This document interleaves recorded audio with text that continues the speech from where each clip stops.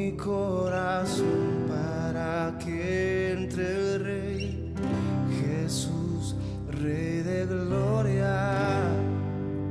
Yo abro mi corazón, yo abro mi corazón para que entre el Rey, Jesús, Rey de gloria.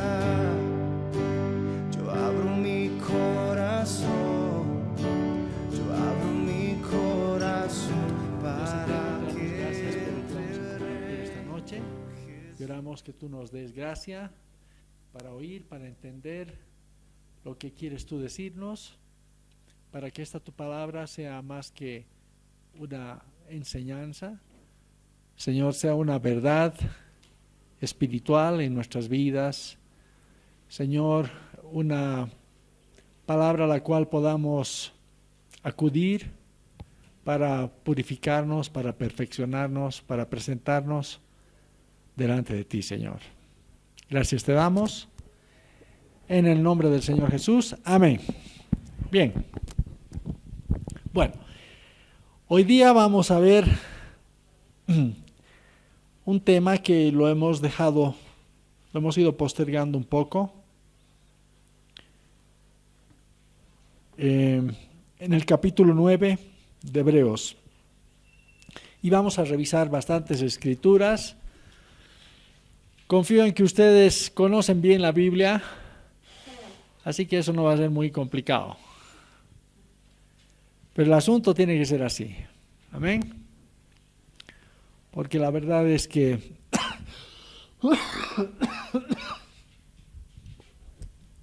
hay cosas que solo escudriñando, buscando y por la gracia del Señor es que podemos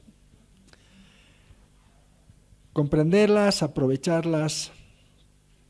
Vamos al capítulo 9 de Hebreos entonces. Vamos a leer hasta el verso 14. Dice así: ahora bien, aún el primer pacto tenía ordenanzas de culto y un santuario terrenal, porque el tabernáculo estaba dispuesto así. En la primera parte, llamada el lugar santo, estaban el candelabro, la mesa y los panes de la proposición. Gracias. Tras el segundo velo estaba la parte del tabernáculo llamada el lugar santísimo, el cual tenía un incensario de oro y el arca del pacto cubierta de oro por todas partes,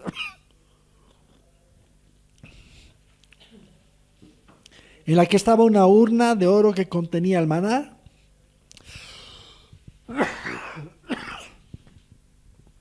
la vara de Aarón que reverdeció y las tablas del pacto, y sobre ella los querubines de gloria que cubrían el propiciatorio, de las cuales cosas no se puede ahora hablar en detalle. Bueno, nosotros hemos pasado varias semanas hablando un poco en detalle de estas cosas, y hasta ahí nos hemos detenido. Ahora vamos a continuar en lo que sigue. Verso 6. Y así dispuestas estas cosas, en la primera parte del tabernáculo entran los sacerdotes continuamente para cumplir los oficios del culto. Pero en la segunda parte, solo el sumo sacerdote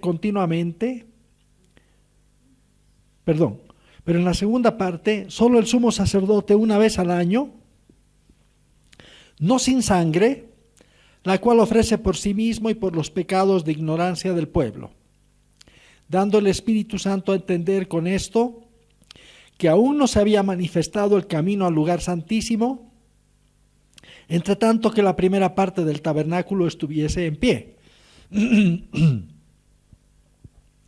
lo cual es símbolo para el tiempo presente, según el cual se presentan ofrendas y sacrificios que no pueden hacer perfecto en cuanto a la conciencia al que practica ese culto, ya que consiste solo de comidas y bebidas, de diversas abluciones y ordenanzas acerca de la carne, impuestas hasta el tiempo de reformar las cosas.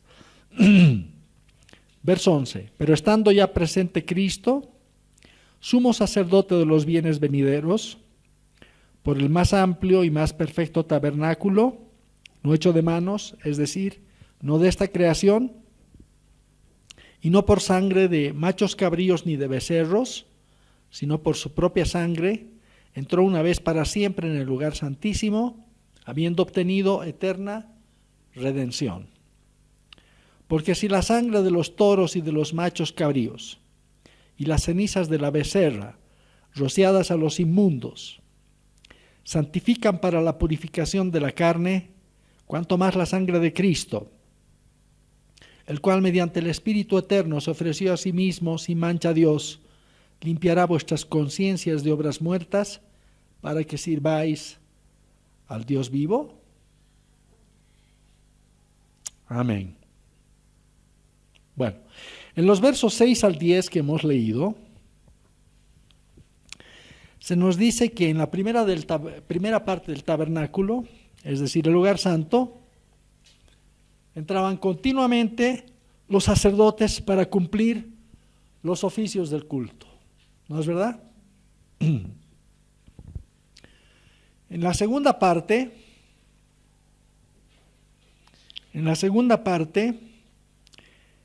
el autor relaciona esta segunda parte, es decir, el lugar santísimo, con la conciencia. Con la conciencia, diciendo que ésta no puede ser hecha perfecta en aquellos que practicaban o que practican ese culto prescrito en el Antiguo Testamento. ¿Está claro?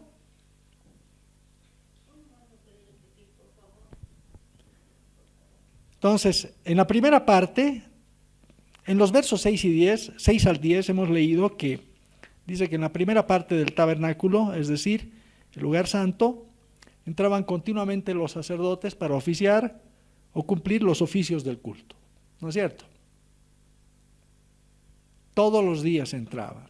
Hemos hablado que estaba ahí el candelabro, la mesa con los panes de la proposición, el altar del incienso. ¿No es cierto? El altar del incienso, pues se derramaba incienso cada día, y en el momento en que se estaba derramando el incienso, más bien, cambiar un poco el orden, se entraba todas las mañanas y se hacía el servicio del candelabro, ¿no es cierto? El candelabro había estado ardiendo durante toda la noche. Entonces se apagaba el candelabro, por una parte, se cortaba el pábilo que humeaba o que estaba quemado, ¿no es cierto? Y en ese momento se derramaba el incienso sobre el altar del incienso, todos los días. En la tarde se volvía a encender el candelabro, las lamparillas del candelabro, ¿no es cierto? Y los panes de la proposición, una vez a la semana, entraba el sacerdote y ponía los panes de la presencia de Dios. 12 panes, ¿no es cierto? Entonces, en el lugar santo entraban continuamente los sacerdotes, todos los días, podemos decir,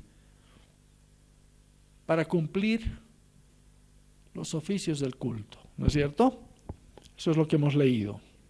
Y dice que en la segunda parte solamente entraba el sacerdote, el sumo sacerdote, una vez al año. Una vez al año. El Espíritu Santo dando a entender que había un camino al lugar santísimo, evidentemente, pero todavía no se había manifestado. Por eso es que entraba una vez al año. ¿No es cierto? Ahora, cuando habla del lugar santísimo, a ver, vamos a ver el verso exacto.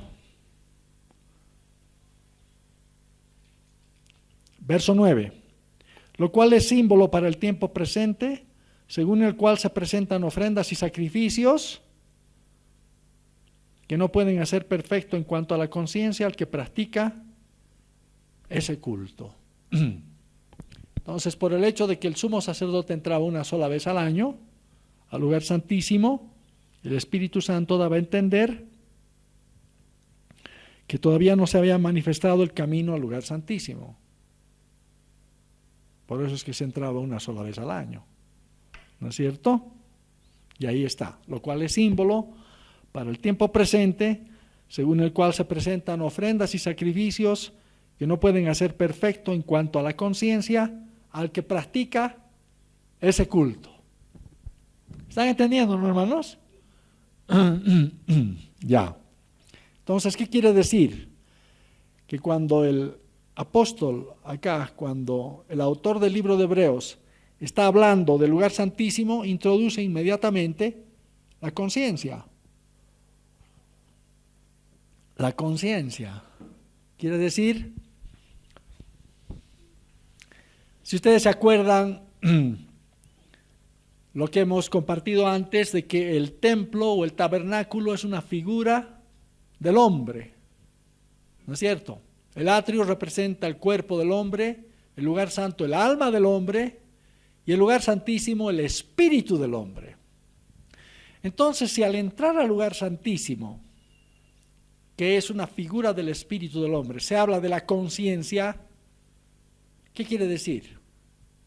Que la conciencia tiene que ver algo con el espíritu del hombre, ¿no es cierto? Entonces la conciencia es algo espiritual. Es algo espiritual, ¿no es cierto? Ahora bien, si la conciencia es algo espiritual,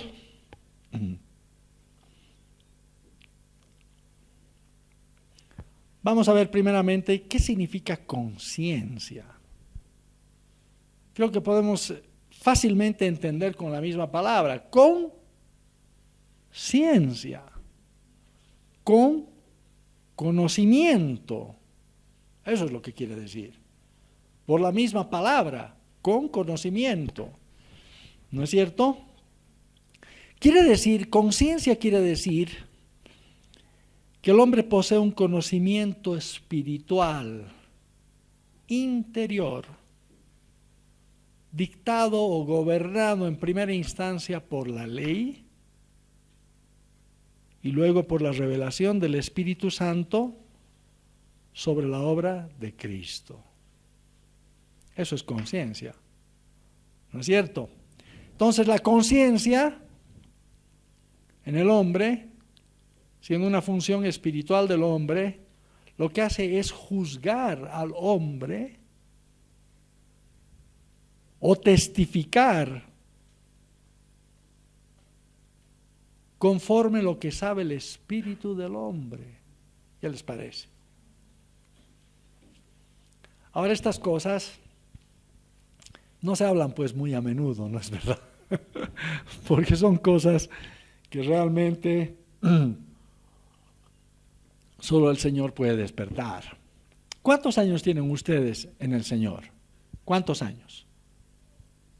El más joven acá, ¿cuántos años tiene? O meses, ¿cuánto tiene? ¿Un año? ¿Hay alguien que tiene un año de convertido o menos? ¿2? Más de un año. ¿2? ¿Tú tienes 2? ¿3? ¿4? Ya tienes que entender. Sí, aquí ya no hay perdón.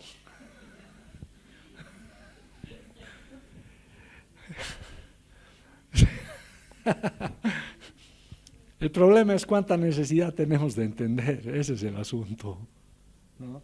Yo les voy a decir con honestidad, yo he entendido este asunto de la conciencia en mi 4º año de convertido, después de un desierto de 3 años, así ha sido, pues, o 3 o 4 años, así que no es para grandes teólogos este asunto, ¿cierto? Es, yo pienso, resultado de la gracia de Dios, ¿no? Entonces la conciencia es una función espiritual, del espíritu del hombre. El hombre con su espíritu llega a conocer el mundo espiritual.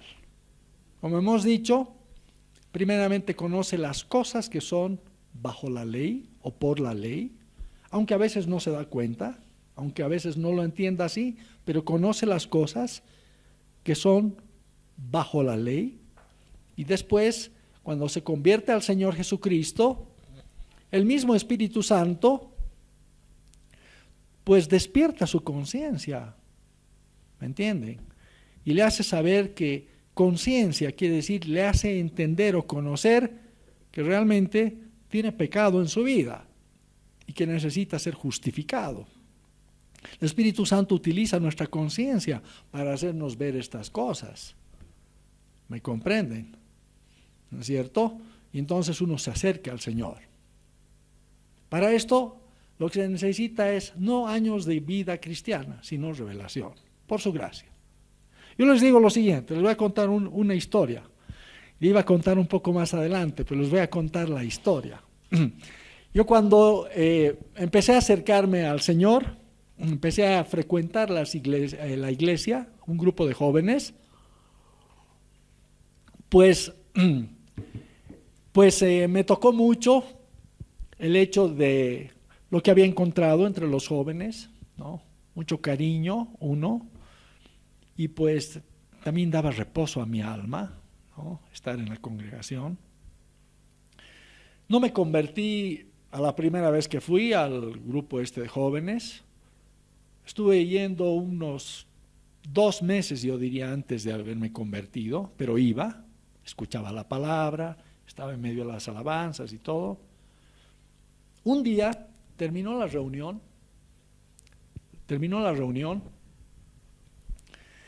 y me acuerdo que salí y esta casa estaba muy cerca de donde yo vivo, hasta el día de hoy, ¿no? Estaba unas 6, 8 cuadras de mi casa. Y pues estaba ahí caminando, y el Señor me empezó a hablar al corazón. Lo que pasa es que no me daba cuenta que era el Señor. Pero empecé a pensar. ¿Saben qué pensé? Y dije, ¿y ahora qué voy a hacer? ¿Qué voy a hacer para justificar o para justificarme de todas las cosas malas que he hecho en mi vida? Eso he pensado. Y después les voy a decir lo que he visto. Pero eso es lo que he pensado. ¿Ahora qué voy a hacer? Eso es conciencia. ¿Me están entendiendo, no? El Espíritu Santo estaba utilizando un órgano interior ahí, una facultad interior para hacerme dar cuenta. Nadie me había dicho nada. Pero por el hecho de estar en la presencia del Señor, en el grupo alabando, oyendo la palabra, yo me di cuenta que había pecado, que había hecho cosas muy malas y no sabía cómo resolverlas. ¿Cómo resolver esta situación? ¿Qué hacer? Yo pensé que tendría que hacer alguna cosa para justificarme y eso lo voy a dejar para después. Pero eso es conciencia. ¿Me entienden, no? El Espíritu Santo utiliza la ley en este caso para convencerte de pecado. ¿Me comprenden? A través de tu conciencia. Y te das cuenta que tienes que ser justificado. Que algo tiene que hacerse para, limpiarte de los pecados. ¿Me comprenden? Algo tiene que hacerse para que tú te puedas presentar justo delante de Dios. Alguien te tiene que justificar, algo tiene que justificarte. Porque los pecados no es que se olvidan así nomás. No. Por lo menos desde el punto de vista de Dios no es así. ¿Me comprenden? Es la conciencia. Entonces la conciencia te juzga. ¿No es cierto? La conciencia A veces las personas, tú les haces una pregunta y te dicen muchas cosas y están hablando de una conciencia a la cual no tienen acceso muchas veces, pero está ahí detrás. Y vamos a ver eso ahora, ¿no? Entonces, esto de la conciencia, la conciencia es algo, así como hemos dicho, y que no depende, para sorpresa nuestra, del grado de educación que tenga una persona, por ejemplo. No depende. ¿No? Ni depende tampoco de la cultura que pueda tener una persona. La conciencia no depende de estas cosas. ¿Me entienden? A veces pensamos que, por decir, una tribu del África, digamos, ¿no? Por el hecho de haber estado aislada ahí, pues va a tener valores o preceptos o principios muy distintos a una persona civilizada o de la civilización, no que ha sido educada, instruida, pero no es así. Escuchen lo que dice aquí, en Romanos 2, 14 al 15. Romanos 2, versículos 14 al 15. Dice así, escuchen, lean bien esto. Porque cuando los gentiles que no tienen ley hacen por naturaleza lo que es de la ley, estos, aunque no tengan ley, son ley para sí mismos, mostrando la obra de la ley escrita en sus corazones, dando testimonio su conciencia y acusándoles o defendiéndoles sus razonamientos. A ver, repetiremos en el versículo anterior. Se dice que cuando los gentiles que no tienen ley, ¿quiénes son los gentiles? ¿Quiénes son los gentiles? A ver, tu hermana que tienes 2 años, ¿quiénes son los gentiles?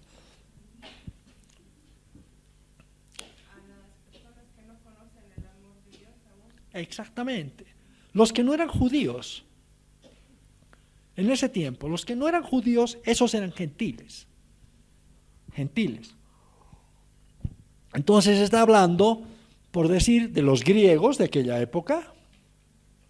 Está hablando de los romanos.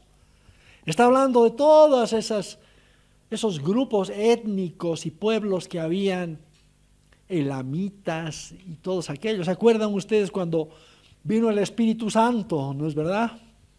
En Jerusalén había, dice, pues gente de muchas naciones, judíos quizá, otros quizá no judíos, de muchas naciones que se habían congregado justamente para el día de Pentecostés en Jerusalén. Entonces, los que no eran judíos, esos eran gentiles. Entonces aquí dice lo siguiente, porque cuando los gentiles que no tienen ley, es decir, en este caso era la ley de Moisés, ¿no es cierto? Los gentiles no tienen ley. Los aymaras aquí, ¿conocen la ley de Moisés? No conocen la ley de Moisés, ¿no es cierto? Pero la ley de Moisés los conoce. Eso es muy diferente. ¿Me entienden, no? Entonces, quiere decir que eran pueblos que no tenían ley. Pero dice lo siguiente, cuando los gentiles que no tienen ley hacen por naturaleza lo que es de la ley. ¿Qué les parece? O sea, no tienen ley, pero sin embargo, su comportamiento naturalmente es conforme a la ley. Estos, aunque no tengan ley, son ley para sí mismos, dice, mostrando la obra de la ley escrita en sus corazones. ¿Qué les parece? Por tanto, hablando de los gentiles quizás no conozcan la ley de Moisés, pero la ley de Moisés, por ser una ley espiritual de Dios, la ley en general, por ser una ley espiritual de Dios, está escrita en todos los corazones de los hombres. Y por tanto, si es una ley escrita en los corazones de los hombres, significa que el hombre es ley para sí mismo, porque tiene esa ley dentro. No depende de su grado de escolaridad, no depende de su grado de instrucción, de su educación, de su cultura, porque la ley es la ley de Dios. ¿Me están entendiendo? Por tanto, ellos son ley para sí mismos. ¿Qué quiere decir? Que ellos mismos se juzgan. ¿Me comprenden? Mostrando la obra de la ley escrita en sus corazones. ¿Ya? Entonces la ley está escrita en sus corazones. ¿Qué les parece? Ahora escuchen esto, dando testimonio su conciencia. Entonces ahí interviene la conciencia y va a juzgarlos conforme a esa ley. ¿Me están entendiendo? ¿Están entendiendo o no están entendiendo, hermanos? Los va a juzgar conforme a esa ley escrita en sus corazones. Dice, acusándoles o defendiéndoles sus razonamientos. La conciencia les dice si han hecho bien, si han hecho mal. Lo que pasa es que todo esto es un lenguaje espiritual, un poco intrincado, difícil de discernir, pero la gente se da cuenta. Basta escuchar lo que tienen que decir. ¿Los acusa o los justifica sus razonamientos? Es cuestión de percibir un poco espiritualmente. ¿Me están entendiendo? Ahora bien, entonces los gentiles quizá no tendrán una ley expresa. No tienen una ley expresa, como era la ley de Moisés en el Antiguo Testamento, por decir así. Los gentiles no tenían, los griegos, los romanos, aquí los diferentes pueblos, no tienen una ley expresa, algo escrito quizá, que diga exactamente lo que se está queriendo decir, lo que Dios está queriendo decir. ¿No es cierto? Pero por naturaleza tienen esa ley interiormente. En el corazón, respecto a lo cual da testimonio su conciencia. ¿Qué les parece? En otras palabras, bueno, por ejemplo, digamos, ¿no? En el mundo aymara, como les decía, que es muy próximo a nosotros, quizás no se tiene una idea clara de lo que es la ley de Moisés. Pero igual se hacen sacrificios, ¿sí o no? Se tienen ritos, se hacen otras obras cuyas formas están prescritas en la ley para justificar a un hombre. Por ejemplo, yo me acuerdo cuando trabajaba en una organización de desarrollo, íbamos al campo a inaugurar un sistema de agua, por decir, que habíamos construido. Entonces, en un principio, ¿no? Después ya las comunidades sabían que nosotros no participábamos de esto, ¿no? O llegábamos a una inauguración y los de la comunidad se reunían, hacían, qué sé yo, su presentación, hacían sus discursos, siempre cantaban el himno nacional, ¿cierto? Todo aquello, y después que terminaba todo esto, ellos ya hacían lo suyo. Nosotros nos íbamos y ellos continuaban con lo suyo. ¿Y qué era lo suyo? Traían una llama, la degollaban a la llama, derramaban sangre, la esparcían en el altar, yo no sé qué más harían, ¿no? Se comían a la llama. Bueno, esas cosas están prescritas en la ley, pues. Esas cosas están prescritas en la ley, ¿no? Dice que sin derramamiento de sangre no hay remisión de pecados. Entonces en la ley se decía que tenía que derramarse sangre. Ahora, evidentemente ellos no entienden totalmente la cosa, ¿no es cierto? pero hacen por naturaleza las cosas que son de la ley. Ahora, para mal de ellos, ¿no? Para mal de ellos, porque la ley dice otras cosas, digamos, y al final ellos terminan haciendo sacrificios a los demonios, no a Dios. ¿Me comprenden? A los demonios. Pero eso está prescrito en la ley. Ahora, ¿quién les ha enseñado eso a ellos? ¿Quién les ha enseñado eso de los sacrificios? Y así muchas otras cosas, ¿no es verdad? Así muchas otras cosas igual. ¿Quién les ha enseñado? ¿Ha ido alguien y les ha dicho hay que hacer esto? No, eso naturalmente lo hacen. Entonces dice, por eso, que los gentiles que no tienen ley, cuando los gentiles que no tienen ley hacen por naturaleza las cosas que son de la ley, son ley para sí mismos, mostrando la obra de la ley escrita en sus corazones. Entonces, hermanos, esa ley que está escrita en todos los corazones de los hombres, es la que va a juzgar a los hombres al final. Es la que ya ha juzgado a los hombres, podemos decir. El mundo entero se encuentra bajo juicio de Dios por causa de la ley de Dios.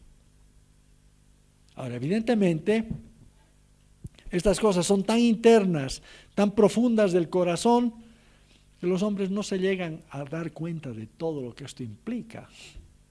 ¿Me están entendiendo? ¿No es cierto? Entonces, para que una persona se convierta, viene el Espíritu Santo y trae luz a estas cosas que están dentro. Entonces uno tiene convicción de pecado. Uno empieza a ver las cosas que no había visto nunca antes, que jamás había entendido. Como en el caso de lo que yo les dije, ¿no? A mí no me dijeron nada. Yo me di cuenta y dije, ¿ahora qué voy a hacer para presentarme aceptable delante de Dios? ¿Qué voy a hacer? ¿Qué cosa tengo que hacer? Eso es lo primero que uno piensa. ¿No es cierto? Dando mi conciencia testimonio de que algo estaba mal en mí y que tenía que hacerse alguna obra para justificar eso. ¿No es cierto? ¿Sí? Bien. Aquí en estos versos que vamos a tocar o que estamos tocando, se entiende muy bien lo que ocurre en la Iglesia Católica, por ejemplo. ¿No? En la Iglesia Católica todos tienen mala conciencia. Todos. Leyendo esto nos vamos a dar cuenta, es verdad. ¿No es cierto? No hay uno que tenga buena conciencia. Vamos a ver por qué. ¿Están entendiendo, hermanos? ¿Sí? Bien, entonces, ahora bien, fíjense ustedes que otra vez aquí se demuestra esa relación que existe entre espíritu y alma del hombre, o espíritu y entendimiento, mente del hombre. ¿No es cierto? Hemos leído, dice que los gentiles, demuestran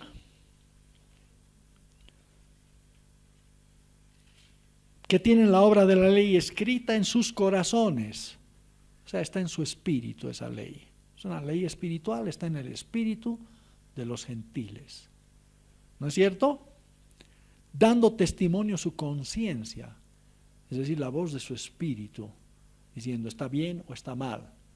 Y dice, acusándoles o defendiéndoles sus razonamientos. En otras palabras, hemos dicho que el espíritu se interpreta o se traduce a través de la mente. Eso sí. ¿Se acuerdan cuando hablábamos del candelabro, no es cierto?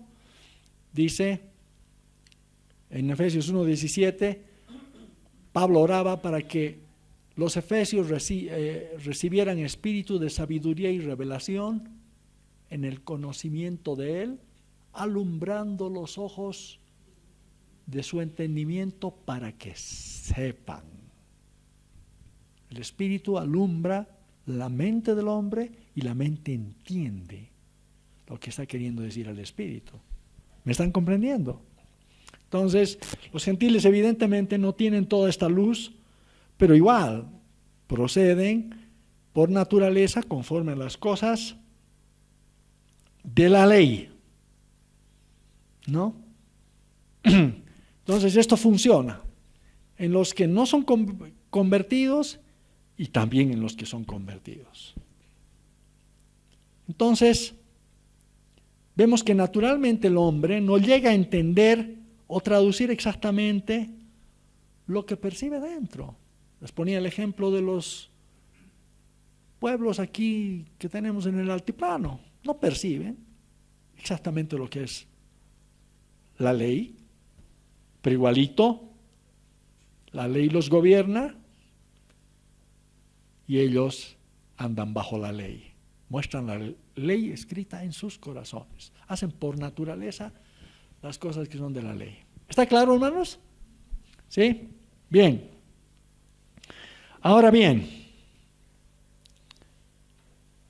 escuchen. El final de este versículo que hemos leído en Romanos 2, el final de este versículo dice, después de que termina diciendo, mostrando la obra de la ley escrita en sus corazones, dando testimonio a su conciencia y acusándoles o defendiéndoles sus razonamientos, dice, en el día que Dios juzgará por Jesucristo los secretos de los hombres conforme a mi evangelio. Pucha, qué tremendo. O sea que aquí no se escapa nadie. Esa es la verdad. Aquí no se escapa nadie. Todos están bajo el juicio de Dios. Y justamente el evangelio es que escapen de ese juicio. Porque los que no conocen al Señor ya están bajo juicio. ¿Me están entendiendo, hermanos? Pero tremendo lo que dice acá, ¿no? En el día en que Dios juzgará por Jesucristo los secretos de los hombres. Claro, las cosas escondidas de los hombres, las que nadie sabe, pero están ahí. ¿No es cierto? Ustedes han leído el Apocalipsis alguna vez, ¿no es verdad? ¿Sí? Dice que en un determinado punto en Apocalipsis 20, dice que los libros fueron abiertos, ¿no es verdad? Y se juzgaron a los hombres conforme a las obras que habían hecho. ¿Quieren ustedes leer un poco de ese libro? ¿Sí? Vean lo que dice su conciencia.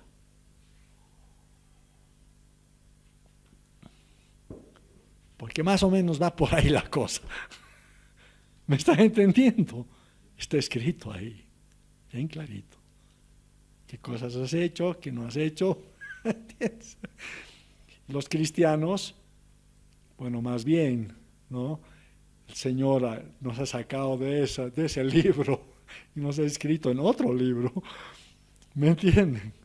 Porque estar en ese libro es cosa seria. Cosa seria. ¿No es verdad? ¿Sí? Entonces, ahora, hemos dicho, ¿no? O sea, la conciencia da un testimonio. Da un testimonio de que puede haber hecho cosas malas, ¿no es verdad? Puede haber hecho cosas malas y pues una conciencia, una mala conciencia busca siempre algo que la justifique. Eso es, busca algo que la justifique, ¿no? Una mala conciencia se manifiesta en que busca siempre hacer alguna cosa que la justifique. Y eso también es según la ley, les cuento. Como vamos a ver un poco más adelante. Siempre y cuando me entiendan lo que estoy hablando, ¿no?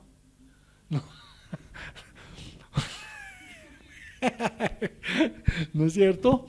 Entonces una mala conciencia en el hombre, al final se traduce en el hecho de que busca alguna obra, algo que justifique todo lo que ha hecho. Claro, ¿me entienden? ¿No? Ahora, en el Antiguo Testamento hemos leído esto. En el Antiguo Testamento dice que el sumo sacerdote entraba una vez al año hasta el lugar santísimo, dando al Espíritu Santo a entender que todavía no se había manifestado el camino al lugar santísimo. El camino al lugar santísimo, ¿no es cierto? ¿Y qué más decía ahí? En lo que hemos leído. En el verso 9, lo cual es símbolo para el tiempo presente, según el cual se presentan ofrendas y sacrificios que no pueden hacer perfecto en cuanto a la conciencia al que practica ese culto. Quiere decir que en el Antiguo Testamento la gente tenía mala conciencia, los judíos tenían mala conciencia. Quiere decir que por la ley de Dios se daban cuenta de los pecados que habían cometido, ¿no es cierto? Pero no había nada en el Antiguo Testamento que pudiera devolverles una conciencia limpia.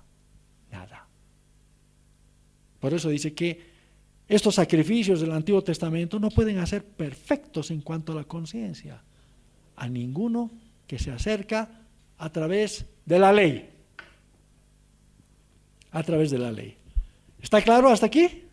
¿Seguimos un poco más o la paramos? Un poquito más, ¿no? Entonces, bajo la ley, todo el mundo tenía mala conciencia, hermanos. ¿Qué significa tener mala conciencia? Que siempre se acuerdan de sus pecados. Y por eso es que cada año el sumo sacerdote confesaba los mismos pecados. Como los católicos. Todos los fines de semana van y se confiesan una y otra vez. Y muchos cristianos también, les cuento. ¿Ah? Porque ese es el síntoma de una mala conciencia, que uno no se olvida de las cosas pasadas. ¿Qué les parece? Ahora, esto no significa que uno sea un mal cristiano, sino que Dios tiene algo que hacer todavía a nivel de nuestra conciencia. Perfeccionar la conciencia. Eso es lo que dice. ¿Me están entendiendo, hermanos? ¿Sí? Bueno. Entonces, vemos que en la ley, o bajo la ley del Antiguo Testamento, la conciencia no podía ser hecha perfecta, a pesar de todas las ofrendas, sacrificios, comidas, bebidas, abluciones y ordenanzas acerca de la carne prescritas por la ley. ¿Por qué es que el Antiguo Testamento no podía limpiar los pecados? ¿Por qué? ¿Por qué? ¿Ya? ¿Por qué? A ver, vamos a ver lo siguiente. En el libro de Hebreos, hermanos, presten atención, este es el último punto que vamos a tocar. En el libro de Hebreos se dice que la creación está compuesta de dos partes: lo visible y lo invisible. La tierra y los cielos. Pero no estos cielos que se ven aquí, estrellados, que tú puedes ver a ojo, digamos. Está hablando de los lugares celestiales, de los lugares espirituales. Eso es según el libro de Hebreos y según la palabra, la creación está compuesta de estas dos cosas: lo visible y lo invisible, la tierra y los cielos. ¿No es cierto? En cuanto al hombre, por tanto, su naturaleza incluye dos cosas en principio: carne y espíritu. ¿Ok? ¿Están entendiendo? Ya, entonces, fíjense, vamos a leer Efesios 1, 9 al 10. Efesios 1, 9 al 10. Dice así, dándonos a conocer el misterio de su voluntad, según su beneplácito, el cual se había propuesto en sí mismo, hablando de Dios, de reunir todas las cosas en Cristo, en la dispensación del cumplimiento de los tiempos, así las que están en los cielos como las que están en la tierra. ¿Qué les parece? O sea, en Cristo Jesús, Dios reunió las cosas de la tierra, estaba su cuerpo, estaba muchas funciones de su alma, lo terrenal de Cristo, pero también estaba lo celestial de Cristo, esto es su espíritu. ¿Me están entendiendo? Entonces en Cristo Dios reunió todas las cosas, así las que están en la tierra como las que están en los cielos. Esto han leído antes, ¿no es verdad? ¿No es cierto? Han leído antes. Ahora escuchen esto en 2 Corintios 7:1. Así que, amados, puesto que tenemos tales promesas, limpiémonos de toda contaminación de carne y de espíritu. Hay contaminación de carne y hay contaminación de espíritu. Dos cosas. Son distintas. Una es la de la carne, otra es la del espíritu. Perfeccionando la santidad en el temor de Dios. ¿Por qué en el Antiguo Testamento la ley no limpiaba los pecados del hombre? ¿O por qué se hacían los sacrificios entonces? Porque se hacían sacrificios, ¿no es verdad? Para perdón de los pecados. Pero ¿realmente perdonaban los pecados o no perdonaban los pecados? Perdonaban, pero hasta una cierta parte. Los sacrificios del Antiguo Testamento limpiaban las impurezas de la carne, pero no limpiaban las impurezas del espíritu. Eso es. Limpiaba lo terrenal en el hombre, pero no limpiaba lo espiritual, lo celestial del hombre. Eso es. Entonces, por eso es que hemos leído este versículo en Hebreos 9, 13 al 14. Escuchen bien lo que dice. Porque si la sangre de los toros y de los machos cabríos y las cenizas de la becerra, rociadas a los inmundos, cosas que se ofrecen por la ley, santifican para la purificación de la carne. De la carne. Cuanto más la sangre de Cristo, el cual mediante el Espíritu Eterno se ofreció a sí mismo sin mancha a Dios, limpiará vuestras conciencias. El Espíritu. ¿Qué les parece? El Espíritu. De obras muertas para que sirváis al Dios vivo. En mi 4º año de convertido, este es el versículo que me ha salvado. Así ha sido. Este es el versículo que a mí me ha salvado. Y hay otro más. En Hebreos un poquito más adelante, 9, 23 a 24. Dice, fue pues necesario que las figuras de las cosas celestiales, las que maneja la ley, el tabernáculo era una figura del cielo, ¿no es cierto? Y las cosas de la ley eran figura de las cosas espirituales. Dice, fue pues necesario que las figuras de las cosas celestiales fuesen purificadas así, con los sacrificios de la ley del Antiguo Testamento, pero las cosas celestiales mismas, con mejores sacrificios que estos. ¿Cuáles son esos mejores sacrificios? Es el sacrificio de Cristo, pues. Entonces, ¿por qué en el Antiguo Testamento? ¿Qué es lo que la eficacia del Antiguo Testamento era limpiar la parte carnal del hombre, pero no la espiritual? limpiaba lo terrenal del hombre, pero no lo celestial del hombre. La ley no podía limpiar lo celestial. Eso fue reservado para mejores sacrificios que esos. Y ese es el sacrificio de Cristo. Esa es la sangre de Cristo, hermanos. La sangre de Cristo limpia el espíritu del hombre. Ahora yo os voy a decir el final de esa historia, de lo que les estaba contando. Y esto ha sido cuando estaba acercándome al Señor. Estaba ahí fuera, terminó la reunión o estaba yéndome hacia mi casa, una cosa así. Y me acuerdo que pensé, o estaba llegando a la reunión, no recuerdo bien, pero bueno, el punto es que pensé, ¿y ahora qué voy a hacer para limpiarme de todas las cosas malas que he hecho? ¿Qué tengo que hacer para justificarme?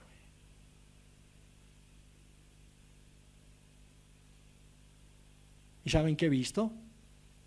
Es como que se me han abierto los cielos ese rato, espiritualmente. He visto algo que había en el cielo. Algo que había en el cielo. Ese algo era la sangre de Cristo.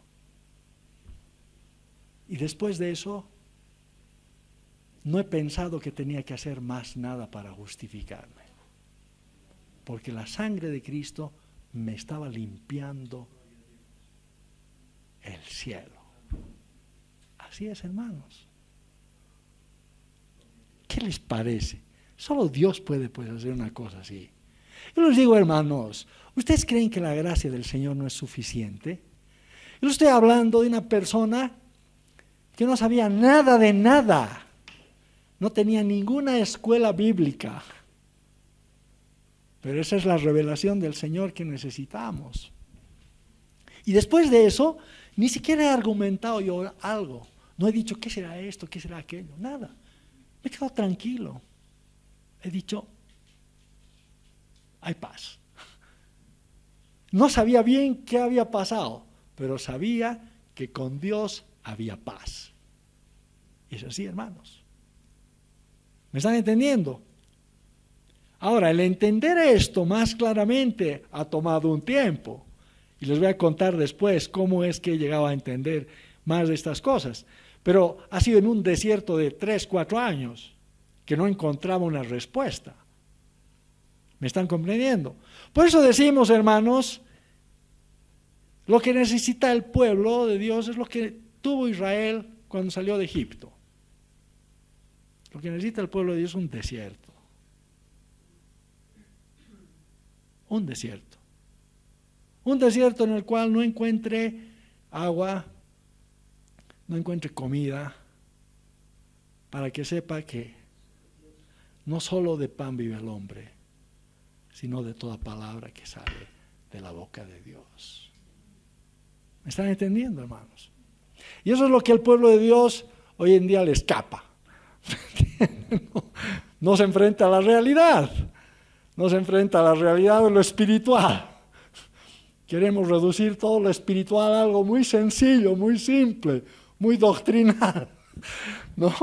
Aprende esto de memoria y tienes resuelto el problema. No, Dios tiene que hablar esa palabra por el Espíritu Santo, ¿me están entendiendo? Y tiene que resolver el verdadero problema que hay en el hombre, que es el desconocimiento de la obra espiritual de Cristo. Y cuando Dios habla, ahí se resuelven las cosas. ¿Me entienden? ¿Están entendiendo, hermanos? Bien, la vamos a parar aquí. ¿Amén? Ponemos en pie. Señor, te damos gracias por tu palabra. Te damos gracias por el Espíritu que nos has dado. Que despierta nuestra necesidad a oír tu voz. Por una parte. Y por otra parte, porque trae tu palabra y la hace verdad en nuestros corazones. Trae hasta nosotros las bendiciones espirituales que hay en Cristo Jesús, Señor nuestro. Gracias por lo que hemos hablado. Te pido nos añadas gracia y entendimiento en todas estas cosas. Dios, que seamos perfeccionados, Señor, purificados de toda contaminación de carne y de espíritu. Te bendecimos en el nombre del Señor Jesús. Amén. Para que entre el Rey Jesús, Rey de gloria, yo abro mi corazón, yo abro mi corazón para que entre el Rey Jesús, Rey de gloria. Yo abro mi corazón, yo abro mi corazón para que entre el Rey Jesús, Rey de gloria. Yo abro mi corazón, yo abro mi corazón para que entre el Rey Jesús, Rey de gloria. Yo abro mi corazón, yo abro mi corazón para que entre el Rey Jesús, Rey de gloria. Yo abro mi corazón, yo abro mi corazón.